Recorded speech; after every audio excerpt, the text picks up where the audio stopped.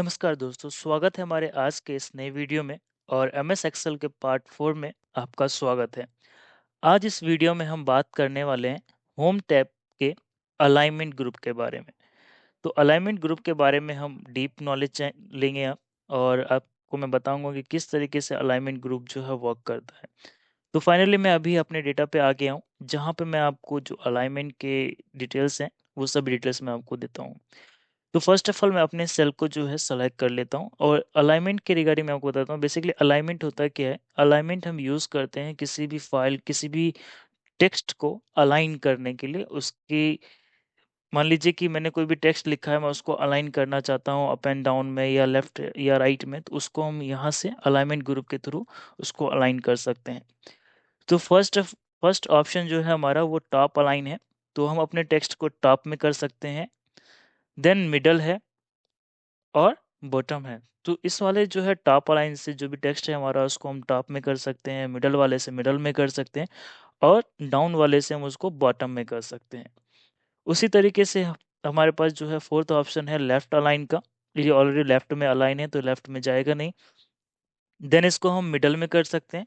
ठीक है, middle mean centre में कर सकते हैं, और राइट में कर सकते हैं। आई होप कि आपको ये समझ में आ रहा होगा कि यहाँ से हम इसको जो टेक्स्ट है उसको टॉप कर सकते हैं, मिडल कर सकते हैं, बॉटम कर सकते हैं, लेफ्ट कर सकते हैं, सेंटर कर सकते हैं, और राइट कर सकते हैं। देन हमारे पास जो है ऑप्शन आता है ओरिएंटेशन का। ओरिएंटेशन में क्या होता है कि मान लीजिए कि ये मेरे पास डॉक्यूमेंट है, टेक्स्ट है, मैं इसको ओरिएंट करना चाहता हूँ, इनको अच्छे से सजाना चाहता हूँ। टेक्स्ट को मतलब ओरिएंट करना होता है कि टेक्स्ट को जो है सजाना या उसको रोटेट करना।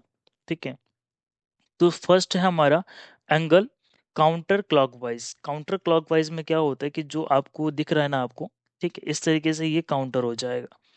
ठीक है, इसको हम बड़ा कर लेते हैं। ठीक है, ये काउंटर हो गया।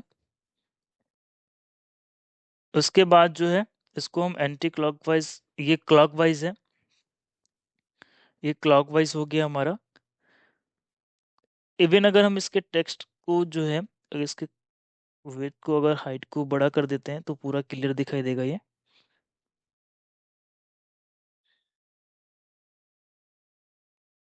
तो इसको हमने जो है बड़ा कर लिया है। ठीक है, अब मैं इसको क्लॉकवाइज में ले जाता हूँ। क्लॉकवाइज में मैं इसको जैसे ही ले गया तो देख रहे हैं ये क्लॉकवाइज से हट गया है। अब इसको हम क्लॉकवाइज ले जाते हैं तो ये पूरा क्लॉकवाइज जो है सेट हो चुका है। देन है अपना रोटेट टेक्स्ट। अब जो टेक्स्ट है वो सारे रोटेट हो जाएंगे। ठीक है, वर्टिकली। अब ये वर्टिकल टेक्स्ट हो जाएगा। जितने भी टेक्स्ट थे वो वर्टिकल हो गए हैं, जितने भी नेम थे। बट अभी प्रॉब्लम क्या है कि हमारे सेल जो है वो छोटे हैं, इसलिए वो पूरा नेम वहाँ पे हमें दिख नहीं रहा है। इसको हम इसके लिए हम यूज़ कर सकते हैं रैप टेक्स्ट। अब यहाँ पे आपको रैप टेक्स्ट तो हमने यूज़ किया। ठीक है, जितने भी कंटेंट है वो सारे वर्टिकली जो है वो अलाइन हो गए हैं। ठीक है, देन हमारे पास जो ऑप्शन आता है वो होता है कि जो टेक्स्ट है उसको हम बॉटम एंड अप कैसे कर सकते हैं। अभी जो हमारे टेक्स्ट है ना वो ऑलरेडी अप है। तो अगर हम इस पर क्लिक करेंगे तो यहाँ पे आपको दिखाई देगा कि ऑलरेडी अप में है। ठीक है, तो अप में हो गया। बट जो वर्टिकली था वो उसको जो है उसको सही से फिक्स कर दिया है इसने। देन हमारे पास आता है डाउन में, तो ये टेक्स्ट जो है डाउन हो जाएंगे।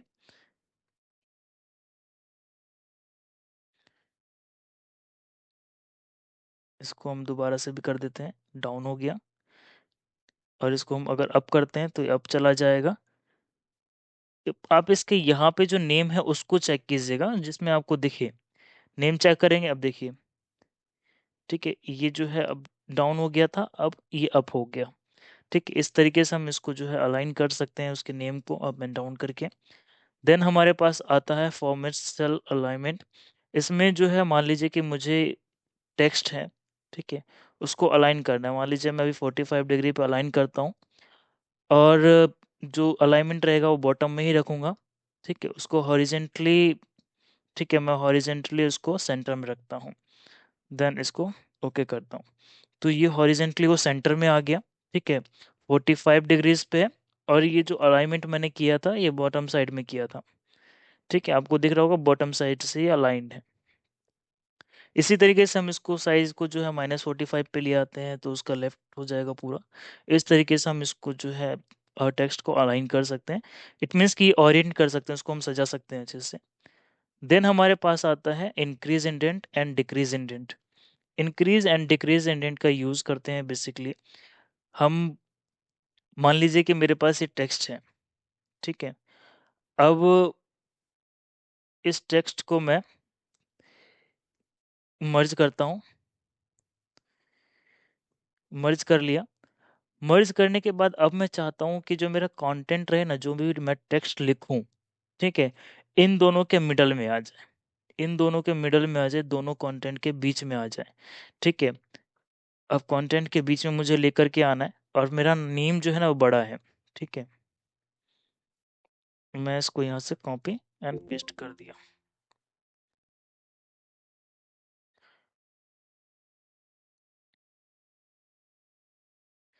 ठीक है, मैंने इसको कर दिया है। अब यहाँ से जो है अब हम करते हैं इसको। अगर मान लीजिए कि मैं इसको लेफ्ट में करता हूँ, ठीक है, देन मिडिल में करता हूँ एंड राइट में करता हूँ, बट मुझे तो टेक्स्ट यहाँ पर लेकर के आना है। तो यहाँ पर लेकर के आना है, तो आपने देखा होगा कि जब हम वर्ड में काम करते हैं तो वहाँ पे हम स्पेस दे करके जो है उसको बढ़ाते जाते हैं। बट यहाँ पर क्या होगा, यहाँ पर हम यूज़ करेंगे इंडेंट का, ठीक है। यहाँ पर आप देखिए हमारे पास जो है इंक्रीज इंडेंट।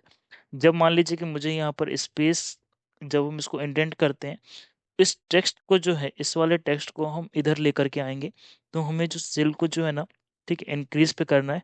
इंक्रीज करेंगे तो जो भी जहां भी हम उसको सेट करना चाहेंगे वहां पे हमारा टेक्स्ट आ जाएगा। तो यहाँ पर मिडल में मैं इसको लेकर के आया। इवन अगर मैं किसी भी तरीके से इसको मिडल में लेकर के आने की कोशिश करूंगा तो नहीं आएगा।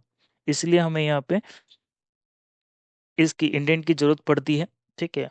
और इसको जो है इंक्रीज कर रहे हैं, और डिक्रीज करते हुए मैं उसको राइट हैंड पे उसको ले जा सकता हूँ। इस तरीके से हम इसको इंक्रीज एंड डिक्रीज कर सकते हैं। अब हम बात करते हैं रैप टेक्स्ट के बारे में। रैप टेक्स्ट क्या होता है मैं आपको बता देता हूँ। इसको जो है मैंने कॉपी किया। कॉपी करने के बाद मैं नए सेल में गया, यहाँ पे मैंने इसको पेस्ट कर दिया, ठीक है। अब पेस्ट जब मैंने किया, मैंने देखा कि यहाँ पर ये जो सेल है ना, ठीक है, वो आप, ये जो नेम है, ठीक है, विशाल विषय, ये जो है सेकंड सेल के अंदर भी जा रहा है, ठीक है।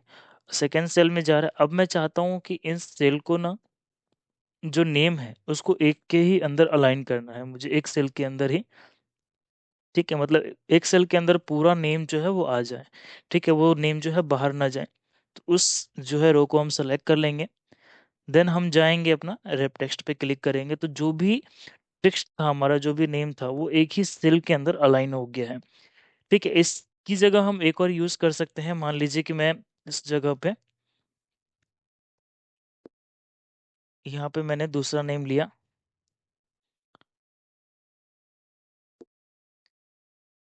इसको कॉपी करके इसको मैंने यहाँ पे सेट कर दिया, ठीक है। अब मुझे इसको रेप टेक्स्ट हटा देता हूँ यहाँ से। अब ये जो है नेम है, ठीक है। अब मुझे दिख रहा है कि इस तरीके से अच्छा नहीं लग रहा है ये जो हमने रैप टेक्स्ट किया, ठीक है। उसको हम टेक्स्ट को हमने रैप करके एक ही सी जो है सेल के अंदर अलाइन कर दिया है। मुझे जो चाहिए, मुझे चाहिए कि वो सेल के अंदर ही हो, बट वो रैप ना हो, ठीक है। वो जो सेल है जितना अच्छा लग रहा है उसी तरीके से वो अच्छा लगता रहे, ठीक है।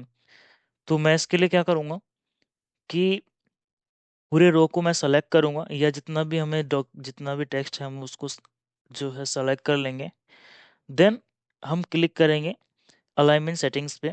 अलाइनमेंट सेटिंग्स पे जैसे ही जाएंगे तो हमें श्रिंक टू फिट का एक ऑप्शन दिखाई देगा। श्रिंक टू फिट पे हम जैसे ही क्लिक करेंगे, इसको हम श्रिंक कर देंगे। अब जितने भी नेम्स जो हैं सेल के बाहर आ रहे थे, वो सारे सेल के अंदर जो है फिक्स हो गए हैं, ठीक है। बट इनका साइज जो है वो ज़्यादा छोटा बड़ा है, क्योंकि वो नेम भी जो था वो छोटा बड़ा था, इसलिए जो है हमें यहाँ पे ऐसा दिख रहा है। बट हम इसको श्रिंक कर सकते हैं, हमारा जो टेक्स्ट था वो श्रिंक हो गया है, ठीक है। इस वीडियो में ज़्यादा कुछ नहीं है, ठीक है, इतना ही। अगर कोई भी आपको इन्फॉर्मेशन चाहिए किसी भी ऑप्शंस को लेकर के एक्सेल से रिलेटेड, तो आप हमें कमेंट बॉक्स में ज़रूर बता सकते हैं। वीडियो को लाइक ज़रूर करें, चैनल को सब्सक्राइब करें, और लोगों को भी शेयर करें, अपने फ्रेंड्स को जो एक्सेल सीखना चाहते हैं और हमारी सीरीज से जुड़ना चाहते हैं।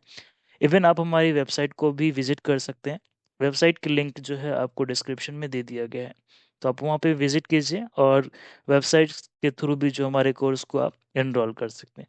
आज के वीडियो में बने रहने के लिए धन्यवाद। मिलते हैं अगले वीडियो में।